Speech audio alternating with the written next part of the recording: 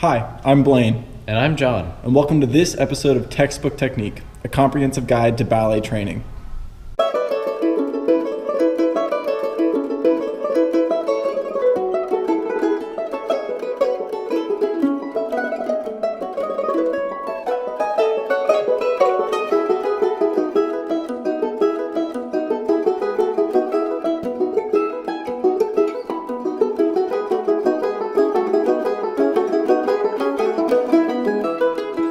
The next two episodes that we will be doing are breakdowns of male variations. The first video that we're going to do is the Tchaikovsky-pas de deux variation. This variation was choreographed by George Balanchine and is a very basic variation, yet incorporates all of the important men's steps like double tours, entrecôtesses, and pirouettes. We're first going to start with showing you what the variation looks like as a whole with the music. I performed this variation as an audition video when I sent out audition material to different ballet companies. Also, in the link down below, we will be posting other versions of this variation incorporating other male dancers.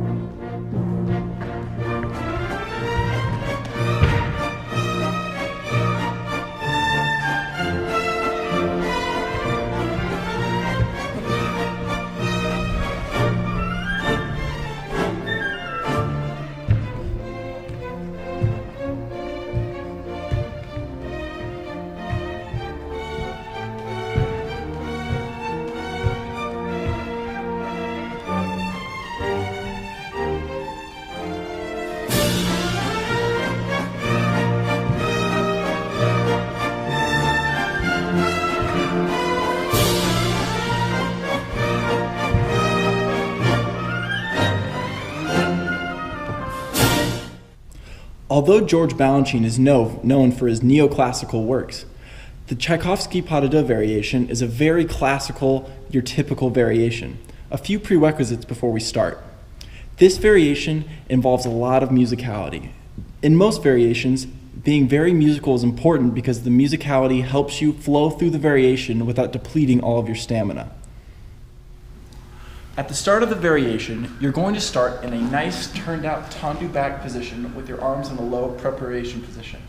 There's going to be a 2-count intro right into a chassé entonnoir. It's very quick and you must be very musical about it or else you'll be late for the rest of the variation. A chassé entonnoir is a chassé turn in the air. It looks a little bit like this. Those are the arms you're going to be using for the Tchaikovsky-pas de deux chassé entonnoir. One arm is high in a fifth position, the other arm is rounded in front of you. You're going to take them through. So one more time. You're going to start in the preparation position. You're going to hear a ba ba ba ba ba ba go. And if you miss that, it'll be very difficult to catch back up for the rest of the variation. Like in all turns, during the chassé entonnoir, it's important to spot your head the direction that you're facing or going in. Also, when you do the chassé entonnoir, you want to keep your legs turned out and bring them close together in a tight susu in the air. I spotted my head to the corner that I was traveling in, and I kept my legs nice, tight, and turned out. It's important to move with the chassé entonnoir. It's not a step on yourself. You want to really go towards the front leg with the chassé entonnoir, as with any other chassé. After the chassé entonnoir, the next few steps are sauté, glissade, and a cabriole back. You'll remember cabrioles from our men's episode. Now, what's important to remember during these steps is you're coming straight from a turning jump, so you want to really make sure you keep yourself oriented and in the right position, because it's very easy to be thrown off after a jump like that. When you do the sauté, it's important to extend your front leg in a nice lengthened position. You don't want to sauté under yourself. You want to really lengthen the front leg when you do the first sauté. For port-de-bras with the sauté, it's important to keep your gaze up, looking at the hand. You don't want to look into the audience or into the mirror. That keeps the body lifted and will actually give you a little extra jump during the sauté. Now I'm going to demonstrate the glissade cabriole. As you remember in our other episode, cabrioles can be done as singles or doubles. We recommend that you stick to single cabriole to begin, just so you get a feel for the variation in the step as a whole, until you really have consistent double cabrioles. So from the sauté, It's going to be glissade, cabriole. What's important to remember about that cabriole is to really switch the positions of your hips instantly in the air, so you really get that nice positioned position. Also, with the head, similar to with the sauté, the head is always up. You're never looking down or out at a really difficult angle. It'll really bring you down for the variation. For the glissade, you never want the glissade to be bigger than the step preceding the glissade. So you don't want to do this. You don't want to do a sauté and a huge glissade and then a small cabriole. If you have to, keep the glissade small and tight, but also travel with it. Another important thing to remember about the cabriole in this variation is that you need to stick it with your leg in a nice arabesque. You can't wobble. So I'm going to do the cabriole, and I'm going to stick it in arabesque and hold that. Although you don't hold it for long, you always want to have a picture in the air. You want to imagine that there's a photographer out in the audience ready to take a picture at the exact moment. So you want to hold as long as you can. Okay, so you've made it this far. You've hit the cabriole and you're in a nice lengthened arabesque. The next thing you're going to do is a simple plie, step back into a releve attitude, and place it down. That's important. It just adds a nice pose to the variation. After the attitude releve step down, you can do one of two things.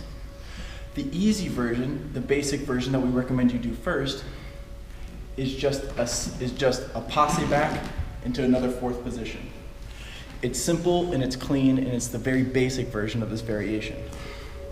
If you're going the easy route, make sure you place your weight on your back leg for the passe, you hold it for a count, and you end in a second nice lengthened fourth position. Now I'm going to show you the more difficult version of this step. After the attitude releve, I'm going to step down into a fourth position and do a simple step up pirouette. The reason this is more difficult is because you have to change your momentum quickly. So you're going to finish the attitude, cross over and step into the pirouette, but immediately after, you have to repeat the chassé entraînant in the next direction. Also, it's difficult because you have to distribute your weight at a weird cockamamie angle. So, you will be in this fourth position, nice tight susu, step up pirouette, other fourth position, and immediately finish in that direction. It's just difficult because you're throwing your weight in two opposite directions within 2 counts. Whichever version you chose to do, the next step is the same. If you chose the easy way or the hard way, you're going to finish in this fourth position, and like I said, you're going to go directly into a chassé entraînant, but to the other side. You're going to do one more chassé entraînant, another sauté, another glissade, and another cabriole. It'll all be shifted to the left sides. This is why it's important to practice both sides. Some variations have you do one thing to each side, so if you're good or bad at the side, it doesn't matter. You can't decide, you can't choose. Now I'm going to demonstrate the first 2 passes of this variation so you see what we were just talking about.